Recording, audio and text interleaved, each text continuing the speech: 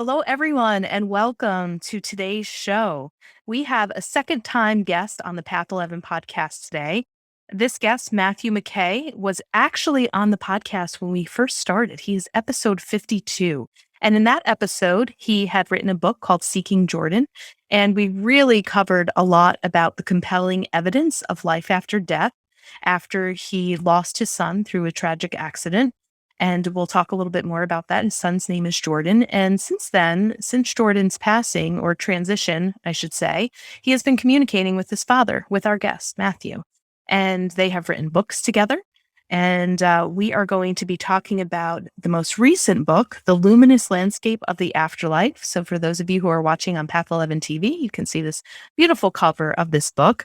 Let me tell you a little bit more about Matthew. He is a PhD, clinical psychologist, professor of psychology at the Wright Institute, co-founder of Haight-Ashbury Psychological Services, founder of the Berkeley CBT Clinic, and co-founder of the Bay Area Trauma Recovery Clinic, which serves low-income clients. He's authored and co-authored more than 40 books, and this is a funny story. I have one of his books. I didn't even realize this was him until now, The Relaxation and Stress Reduction Workbook. If you've ever worked with a therapist, you've probably seen this book. And I have it on my bookshelf. I ran to get it to really check if his name is on there, and it sure was. I've run so many therapy groups out of this. It's been a great gift. Also the author of Seeking Jordan, and then his newest book, The Luminous Landscape of the Afterlife. This is his son's messages to the living on what to expect after death. And it's kind of Jordan's Book of the Dead. He's giving us instructions, channeling through his father on how we can prepare for our own death. This book is loaded. There's no way I'm going to be able to get through everything that I want to, but I'm hoping you guys really enjoy this conversation today. So Matthew, welcome back to the Path 11 podcast. Glad to be with you. Yeah. So let's just bring my listeners up to speed in case they haven't gone back to the archives and listened to episode 52. It might be great to put this episode on pause, go back and listen to that because it really gives more of the fuller story, which I'd like you to just touch upon a little bit of, what happened to Jordan, his passing, the channeling, but I really have so much to get into with this book that we won't recap all of that, but highly recommend people listen to episode 52. So, and I know that you were not really a skeptic, but this wasn't like an area that you were really into at all before Jordan's passing. So can you tell our listeners what had happened? 13 years ago, Jordan was on his way home from work. Riding a bicycle, and some men accosted him, probably to try to take his bicycle. And there was a huge fight. He broke away, and one of them shot him in the back. He died there on the street. And as anyone, I think any parent would feel on losing a child, there's this enormous sense of this feeling of does my child still exist? Is there, are they okay? Wherever they are they okay?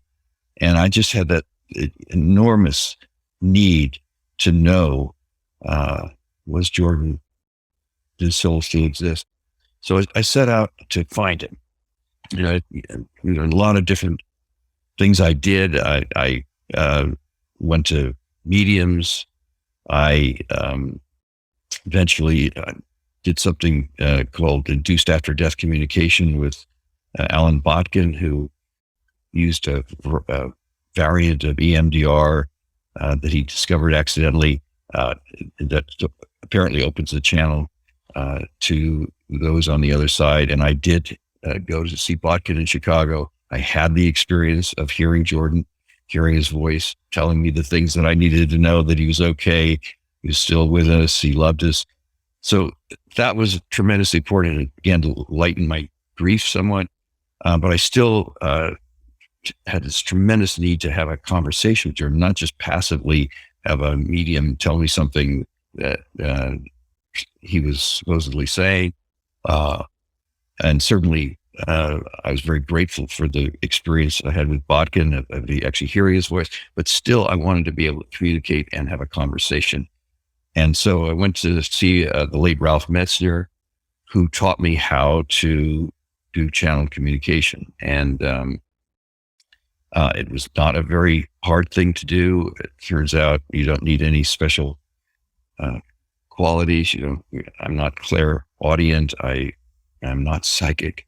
But I am able to do channel communication.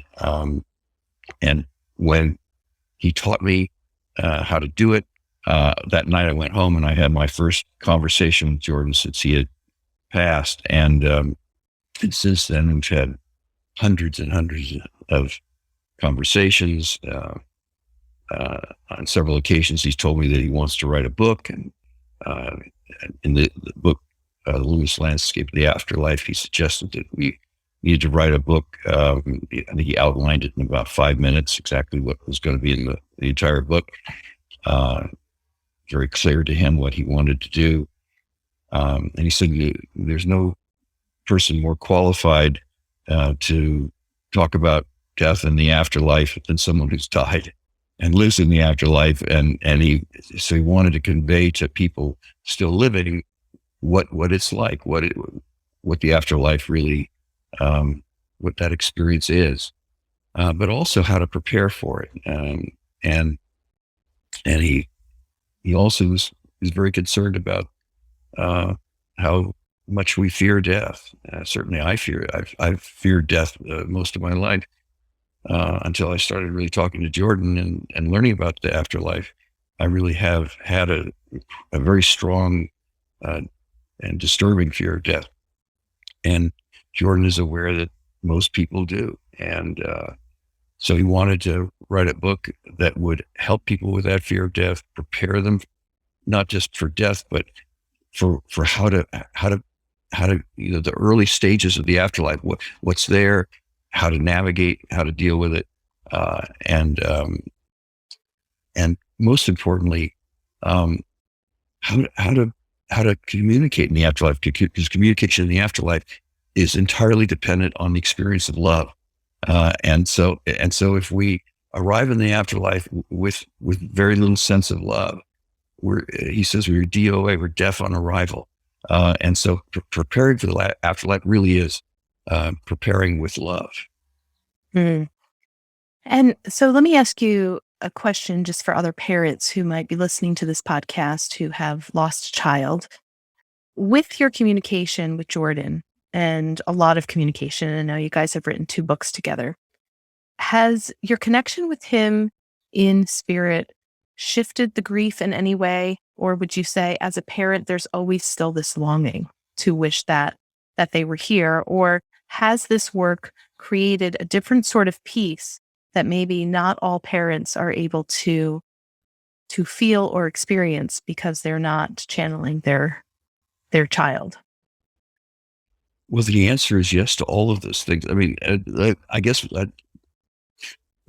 the ability to talk to Jordan and this amazing things that he's sort of revealed to me about the afterlife, and even about his own existence. He's reincarnated again. He's a little girl, and yet part of his spirit remains in the afterlife and can communicate with me. Those experiences with him have definitely changed my sense of grief. I feel like he's with me. I haven't lost him, and he's with me. He's really just a thought away. In fact, all of our loved ones on the other side are just a thought away. And when you think of them, you begin to open the channel. And so I have this sense that he's always with me, and his love surrounds me, and he guides me, and he supports me, and helps me face things, difficult challenges in my life. So the grief has changed in that way. His presence is a very powerful influence in my life. Mm-hmm. On the other hand, I do miss him. I miss my son Jordan, as he was physically in this world in my life.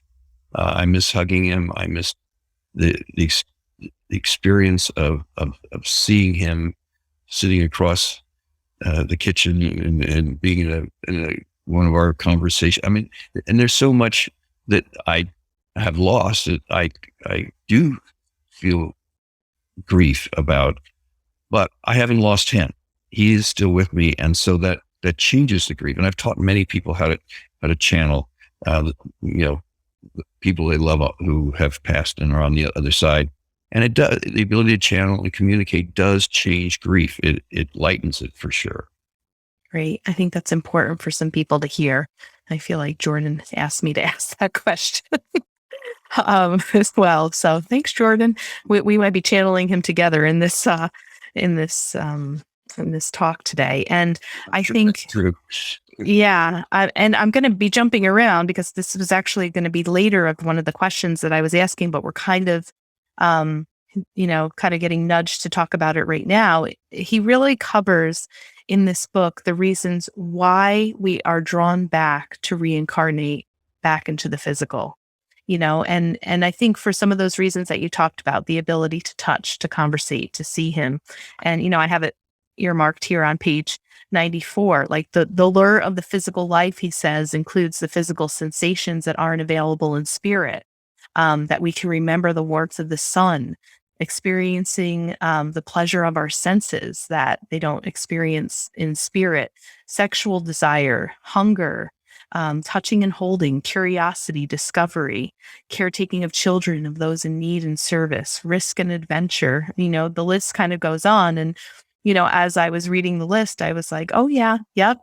That's why I always say too, like the colors here are fabulous and the food, it's like, I know that we can't really experience that in spirit. And one of the things that I really love that I highlighted is that Jordan said the essential truth driving us to incarnate is that soul's hunger for growth.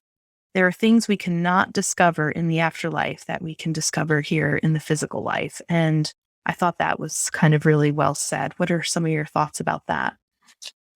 Yeah, Jordan has really emphasized to me that the reason souls exist is to learn, and that we are essentially our raison d'etre is learning, growing, developing, evolving. And we come to Earth, and there are a lot of planets that souls incarnate to, but we come to physical places because there's forms of learning here that are not available in the afterlife. For example, in the afterlife, everything is love. I mean, we communicate through the medium of love. We're surrounded by love. We're held by love, and it's a palpable experience that is always with us. In a physical existence, we have loving is hard work. There's all kinds of pain that gets in the way of love. Just an example, a parent comes home from work, they're exhausted, they've had a bad day, and their child needs some attention from them. This child is upset about something. I mean, it's very difficult for that parent at that moment with exhaustion, with a painful mood that they're in, to somehow extend themselves in love to that child. So those kinds, and learning how to do that, learning how to love in the face of pain is one of our primary tasks here. And we do it in all kinds of ways. We're constantly facing that. We're constantly trying to figure out how can I express love in this relationship when I'm hurting? How can I express love when the other person is mad at me and I'm protecting myself, defending myself from rejection or hurt? How can I still bring love to this relationship? Those struggles don't exist in the afterlife. And so we come here primarily to learn how to love in the face of struggle, of difficulty, and of pain. And that is our work. I mean, we also have individual lesson plans that we're working on developing ourselves as souls. and in very particular ways, but overarching and over all of that is the task of learning how to love when we Yeah. Yeah, that was a good, takeaway. And also, I think what I also took away from that too is it's not even so much about who we are or what we do, like you and I are therapists, right? And we're of service, which is great. But what's more important is the connections and the way that we love, as opposed to, okay, I'm going to write 5 books. I'm going to do this. I'm going to do that. That's not the importance of it. It's really more about how we can become more loving, have connections with other human beings and kind of work through those trials and tribulations, like you said, with the most amount of love that we can. So That's exactly right. yeah. All right. So, couple of things here. Well, let's start off too with, Susan Geisman. Did I pronounce it right? She was on our show too. Sometimes I pronounce her last name wrong. She wrote the foreword for the book, and you also talk about it too. And so let's kind of get this out of the way that where some skeptics might be like, well, maybe Matthew just made all of this up, or, some of this could be from his own research, like maybe you read the Tibetan Book of the Dead and a couple of other resources, and you are kind of interpreting what you think the afterlife might be like through the connection of Jordan. But you're kind of very specific, and you touch upon this in the book too, about how you're really able to distinguish the difference between Jordan channeling, your own thoughts and your voice, and that this is truly a channeled book from your son. Well, there's several ways that that's become very clear to me. First is that Jordan is saying things that I've never thought of. These are ideas and concepts that have never entered my mind, that I am hearing from him for the first time. So the thoughts are original and not my own. So that's the first thing that's just very compelling to me. The language is not my own. Jordan has his own way of speaking, his own way of communicating, his own use of language that is not at all like mine. And the other thing is that a number of mediums have confirmed what Jordan is doing. For example, mediums who didn't know anything, didn't know me, didn't know Jordan, have confirmed to other people that Jordan is writing a book with me, and he has come through them and expressed various kinds of key information that corroborates all that what he's been doing with me. So we have a lot of evidence from other people, from mediums and other people Jordan has actually shown up and communicated vital things to them.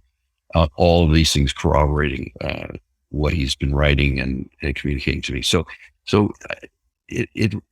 there is an authenticity here, that it's not just words appearing in my mind that could be my own. This is a distinct entity that is showing up. Also, I feel different physically when I'm channeling Jordan. I have physical sensations that go from my scalp all the way down my spine, that my body is altered by the experience of channeling in ways that's very compelling to me.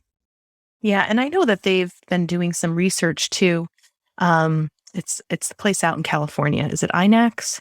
I get IONS and INAX kind of confused sometimes, of where I think that they have actually done some studies and have been able to see like either changes in the brain or some sort of chemistry that's changing when people are channeling, that like something physiologically really is happening within the body when somebody's channeling. There's some really interesting research that the Institute of Noetic Sciences is doing on channeling and channel communication, and I can verify my own experiences that my body feels different when the channel opens. Yeah. All right. So I want to talk about a very interesting subject, the bardos here, okay, in the book.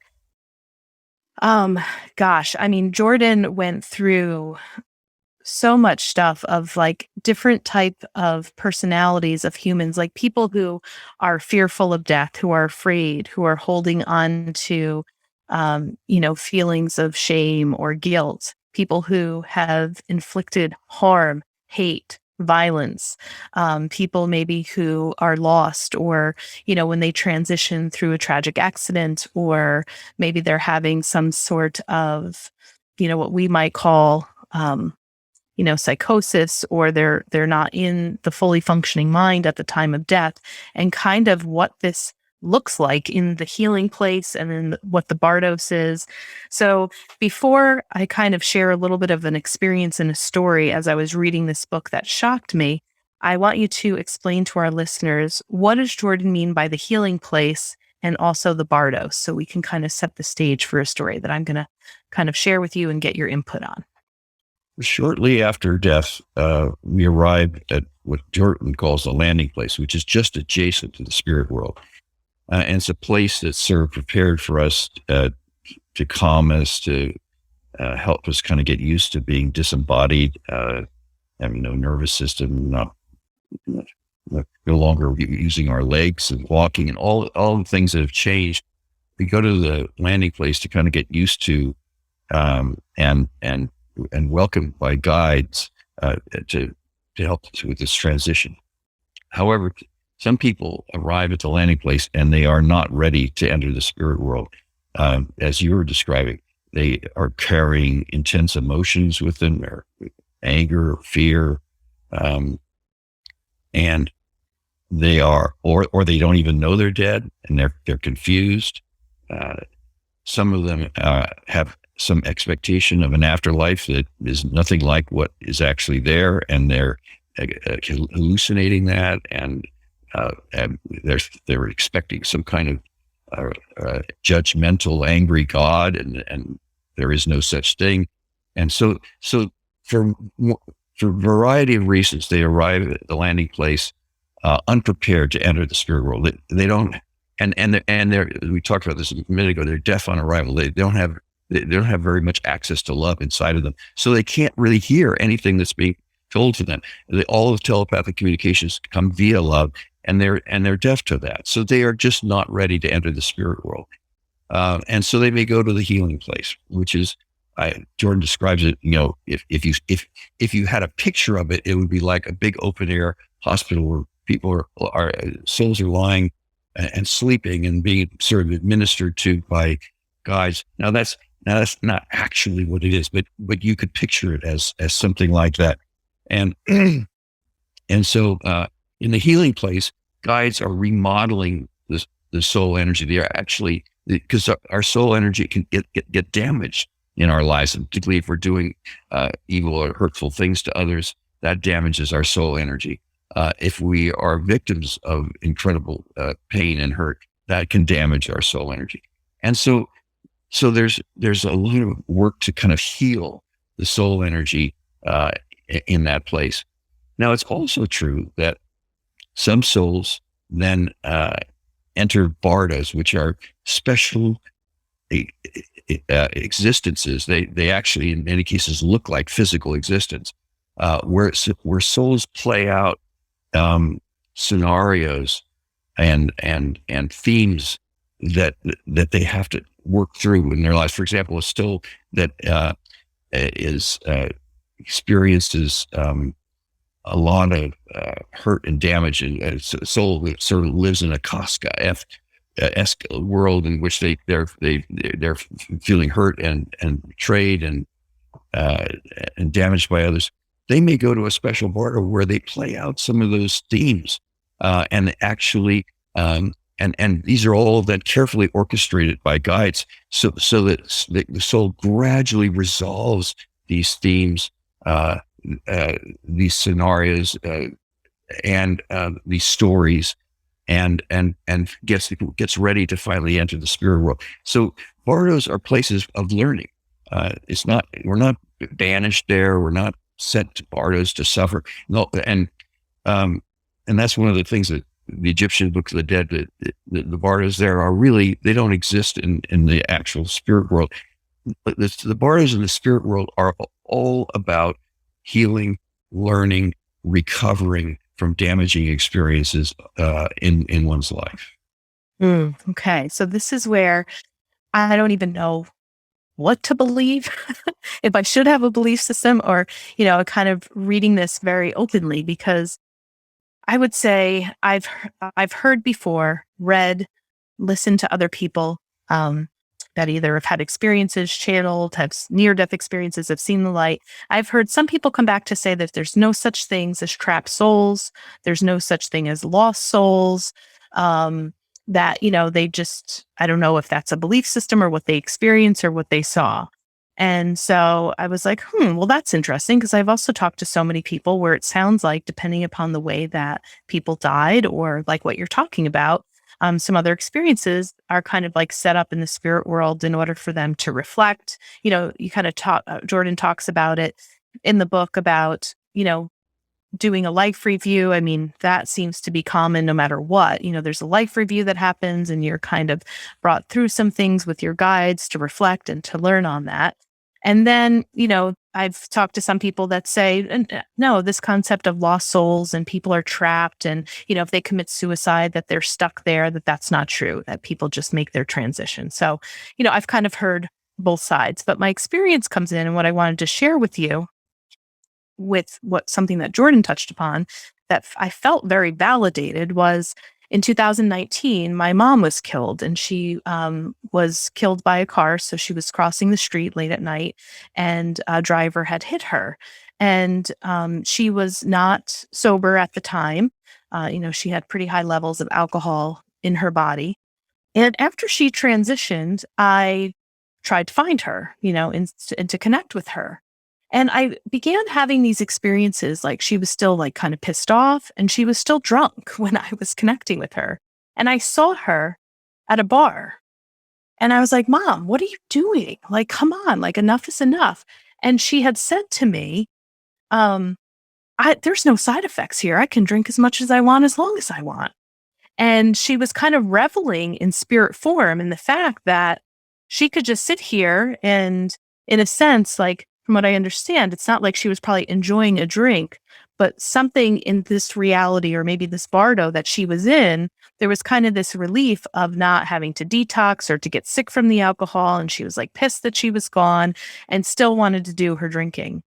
And I remember sharing that with a medium that was, doing a reading for me, and we were kind of talking, and it was kind of like, well, that doesn't make any sense, April. Like, why would she drink if she can't experience what a drink is, in this thing? So, like, my experience and what I felt was kind of negated by maybe the belief system that this medium had held, and just kind of felt like maybe that wasn't true or again. But when I was reading parts of the Bardo and then I had a dream later after where I was helping my mom detox in spirit and saw her going through all the symptoms, her body changed. It was a little bit of a nightmare. It was a little scary and wacky and kind of felt like an exorcism that was happening in my dream. And then shortly after that, I had gotten another reading and this medium had validated. She said, I feel like your mom is in rehab right now in the spirit world. And I was like, yes, I know that she is. I just helped her detox in a dream. Like, yes, that makes sense. So I felt very validated in reading some of the experiences that Jordan talks about. How some people, like again, my mom's was a tragic accident, that wasn't a very fun way to go. But again, I've had a lot of different feedback from some other people because now I'm investigating, right? Like what really happens? Was she lost? Was she stuck? Was she not? And I had many people say, who could channel and could do mediumship to say, oh, her transition was very easy. There was no problem whatsoever. And I'm sitting here and I'm thinking, why is that not my experience when I tap into her and see where she is? I felt something so different and I didn't know, well, are they just saying that to bring you comfort, to make you feel like, oh, even though she was hit by a car, like she's okay. I'm like, I don't think she is. I think she's going through something right now before she can actually get into a better place. And as time has gone by and I check in with her and I communicate with her, she's much healthier now. And I could see that she has transcended a bit and is in a totally different place in the spirit world. So, reading about how people come to these bardos and might be shown different things or living things out was very validating for me in my experience of connecting with my mom in spirit, very soon after, immediately after she was killed. And then, a year and a half later, it feels so different. So I don't know if you have any thoughts about that. Oh my goodness, I have so many thoughts. Yeah, first of all, this idea, this question about do people get stuck somewhere? It's not about being stuck in a bardo. Or like banished in a bardo. Um, you're simply there for a while as part of your learning journey. It's not, and you will get, almost every case you do get to the spirit world. You return to your soul group. It's not a place where you're left to suffer and be punished. But there are bardos that help us transition and prepare for entering the spirit world. And for example, one of the things that makes it very hard to get into the spirit world initially is addiction, because your life is all about the substance that you're addicted to.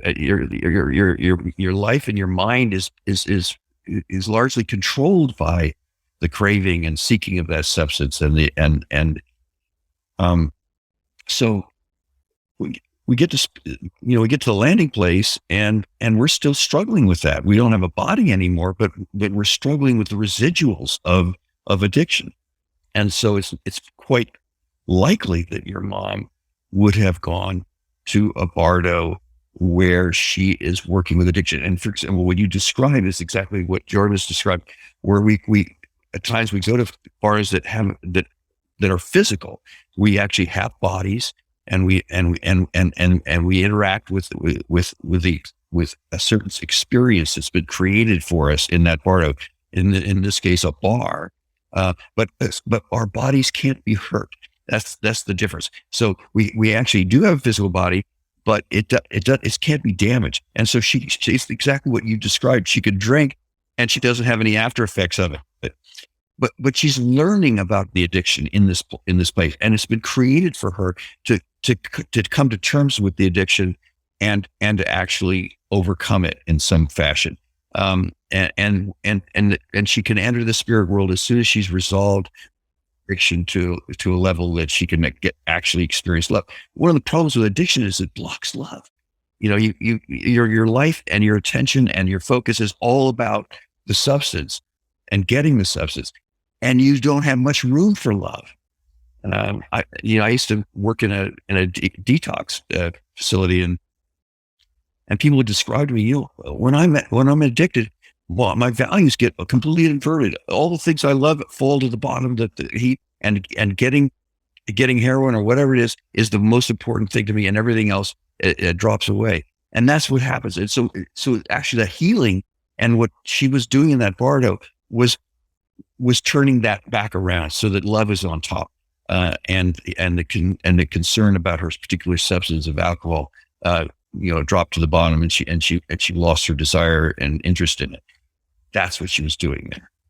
Yeah. And that was my sense too. I felt like she stayed there for a while until it kind of got boring. Like there wasn't anything else. And there was kind of this realization like, okay, there's nothing left here. Like, okay, why am I still doing this? And then she was ready to go and get, detoxed in the spirit world, I guess. And this environment was created by guys for her to have that experience and for her to learn exactly what you just described. Yeah. So I feel so much less crazy now that I've read this book, because that experience that I had connecting with her was so real. I mean, I could draw the bar. I could tell you what the bar looked like. I mean, it was real as if you and I are talking right now. And I really felt like there was a part of me that felt like, okay, is my consciousness creating this scenario based on prior experiences that I had with my mother, So is this really the imagination at play creating this, because maybe there's a part of my unconscious that feels like she's stuck or she's still struggling with addiction because she died addicted, So that's the struggle that I sometimes have. How much of this am I either making up in my head, or this is what I'm needing to see to work it out in my own unconscious? Or am I really having this experience with my mother in this ethereal, spirit world that we can't see, well, that we can see, but, in a different way. And I'm really tapping into exactly what Jordan wrote about, you know? So, You are. I think you did. And another reason why your experience seems true and real to me is because you're describing this dream in a way that Jordan talks about the difference between dreams and visitations. When we have visitations in our sleep, um, it has a super vivid, super real quality to it that you were just describing. And the vividness and the intensity of it, and the power of the interaction with the spirit on the other side, are unlike normal dreaming. And so that again tells me that there's something very real about what you experienced.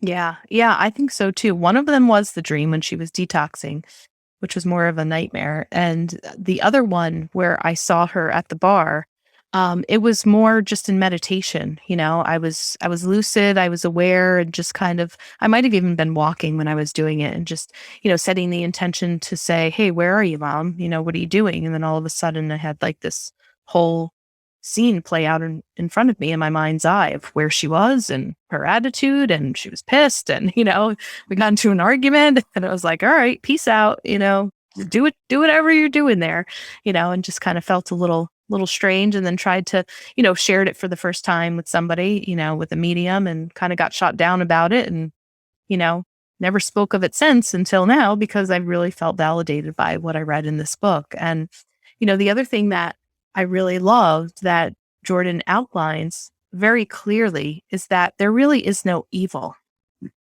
Um, that really, when people may experience things that feel frightening or scary or evil, or feel like that they're in hell, right, is more of the projection of the fear and the energy, like you say, that they're carrying from life, their own fears, maybe some of their own belief systems that kind of appear or get manifested when they transition. But it's not that there are like these evil entities or these evil spirits. So can you talk a little bit about that? Yeah, there is no hell. There are no evil spirits. I mean, there are souls that are confused and sometimes don't leave the physical plane for a while. They're hanging around their body and so forth, and we call those ghosts. And there's souls that do. It takes them a while to kind of recognize that they're dead or be ready to leave the physical scene that they're familiar with. But there is no hell in the afterlife. There's no punishment. And souls, no matter what they did, no matter what hurtful or harmful things they may have done, no matter what pain they may have caused others, they're not judged as good or bad. There is no judgment. They simply are, on entering the afterlife and the spirit world, souls are just about learning what they did and how it affected others. For example, you mentioned the process of life review. Usually that's the first stop in the spirit world. Once we leave the landing place and we actually enter the spirit world proper, the very first thing we do is life review. And a life review is almost every soul does this very early on. And it can be a very arduous process, because in the life review, we not only look at every single choice we made, every single action from our own point of view, but we experience it as others experience it. So if we did something that was hurtful or painful or caused painful emotions to others, we experience that as they did. And not only at the moment of the choice that we made, but we actually experience how it affected them over time, other people over time. So, for example, if a father slaps his child, in the life review, he's going to experience that slap as his child experienced it, but not just the slap itself and the feeling of rejection and hurt and fear, but also over time how that child may come to see themselves, that they may be judging themselves and seeing themselves as bad and wrong, and have self-hate from all of the hurtful choices that the dad made. And now the dad has to experience that all over time. So it's not just the slap, but it's the effect, and the effect over time. So there's a very profound experience, and it's a and frankly, there are some souls, Jordan says, who've done such painful things in the world that they're not willing to face life review. They just can't bear the prospect of experiencing all the pain that they've inflicted, and so they may stay in the anti-world. They're not in hell, but they stay adjacent to the spirit world, but can't really enter it because they won't go through the process of life review. So that's a really crucial part of what we do early on. Yeah. I mean, just fascinating stuff to read. The other thing that I was kind of like, oh, I want to read this, but maybe I don't want to read this, was when Jordan was telling us how to prepare for our own death. And I was like, okay, this feels a little scary, but it was also intriguing and like helpful at the same time, where he's like, follow the love, and try to let go and try not to produce images in your mind. And he kind of gives like this step by step when you're ready to leave your body, that these are some experiences that you may have in spirit. I don't think I've ever seen anything in print like this before, of even like a lot of the near death experience people that will kind of give accounts. Like this really felt like it was a manual on, okay, if you're going to die, this is how you want to do it. These are some things to think about, And as we read this as the reader, this is planting seeds, in our own consciousness, that I was like, okay, I'm going to read this because maybe at the time of my death, I'm going to remember what Jordan said. And I'm going to take these tools so that my transition can be made a little bit, easier. So would you like to highlight a little bit of this process that Jordan teaches in this book? Yeah. What the most important thing he teaches is that we prepare for death with love. And when, as we approach death, we need to be expecting to encounter love on the other side. We need to expect to encounter certain souls who will be waiting for us with love. Expect to encounter guides who will hold us and support us with love. So part of preparing for death is just tuning into love, being aware of love, thinking about all the people that we love. Thinking about the people on the other side that we love and expecting to reunite with them, because it's love that will help us in the transition. Because again, it's through love that we listen and hear at all communications in the afterlife. One of the things that happens to a lot of souls who arrive in the landing place is that is they hallucinate things that scare them. Because one of the things that happens in afterlife is that whatever is in your mind can come in an energy form that you project and actually experience in front of you. When Jordan first arrived in the landing place, for example, he was hallucinating his home and where he lived. And then he was hallucinating Yosemite. He tried to calm himself and think about something that was beautiful. So he started thinking about Yosemite Valley, which he loves. And then he started thinking about elephants. He could see elephants in Yosemite Valley, and that made no sense. And then then the elephant made him think of kind of Godzilla type monster. And now he's got the elephant, Godzilla, and everything is crazy. And he's hallucinating all this stuff. And this is what happens to souls. They get into that landing place, and if they're scared and they're thinking about scary things, they will literally see that and get very confused. And so, part of getting ready for our transition is expecting that without a body, what we think about can actually project and be seen. We can create that image in front of us. And instead focus on listening for love.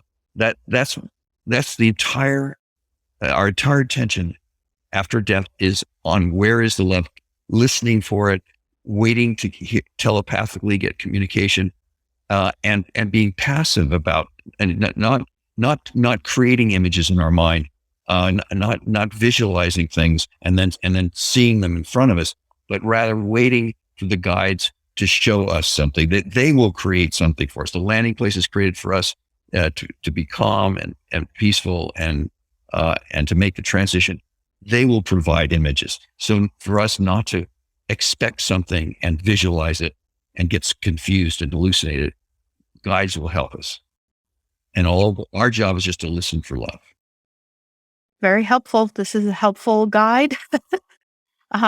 This is a great book. I'm hoping to use this. I run a spiritual self-help book club, and I usually choose authors from the Path 11 podcast, and would love to invite you back to do a little Q&A when I review this with the book club that I have. They're just like a bunch of really fantastic people who are on this journey, and they are going to eat this book up. So I took a break off for the summer. I'm going to restart it again in the fall, but I think we're going to choose your book, yours and Jordan's book, to review, because this is just, it's heavy stuff, but it's really good. And it also, I think what I really love, it's always a good reminder every time I think about the life review that I'm going to have, it makes me want to be that much better of a person. So when I'm reviewing and looking, it's like, God, I just want to do the least amount of damage that I could do to other human beings, and really come at life with kindness and maybe be stuck in a really nice fun bardo until I have to get wherever I'm going. So this was phenomenal. This was great. I'm so glad that you're channeling Jordan and you're doing the work here. Really, really enjoyed it. So can you let people know where they can find this wonderful guidebook, and how they can get in touch with you? Uh, the, the book is, Amazon and Barnes & Noble, anywhere books are sold. If somebody wants to learn more about Jordan, or, read more of what he has to say, you can go to www.seekingjordan.com. And in the meantime, I just want to encourage everyone in preparing for transition, for preparing for death and the afterlife, is a simple meditation where you just breathe in love and breathe out fear. Breathe in love, breathe out fear. And that is one of the best preparations you can make for transitioning. Breathe in love, breathe out fear. And just to remember that all the people you love who are on the other side are waiting for you, and those relationships are always there, always waiting, always able to make contact with you. They're just a thought away. It's a beautiful place to end. Thank you so much, Matthew, for being a guest again. As always, we would love to have you back. Keep writing books, keep coming on our podcast. And I hope you all enjoyed this conversation as much as I did. Thank you, everyone, for listening. And we will talk to you and see you next time. Take care, everyone.